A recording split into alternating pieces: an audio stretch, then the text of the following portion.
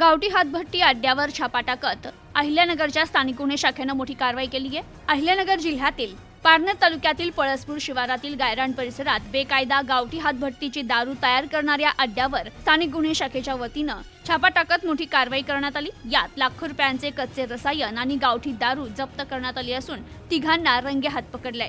ही कारवाई पोलीस अधीक्षक सोमनाथ घारगे यांच्या मार्गदर्शनाखाली पोलीस निरीक्षक स्थानिक गुन्हे शाखा किरण कुमार कबाडी यांच्या आदेशानुसार पार पडली। पोलीस पथकाने पारनेर पोलीस ठाण्याच्या सहकार्याने गुप्त बातमीदाराने दिलेल्या माहितीच्या आधारे संबंधित ठिकाणी छापा टाकला। पोलिसांनी शेडमध्ये पिराजी आहेर, गोकुळ आहेर, रावसाहेब ढोले यांना दारू तयार करताना पकडलं। तर प्राथमिक चौकशीत पिराजी आहेर याने हा व्यवसाय स्वतःचा असल्याचं कबूल केलं।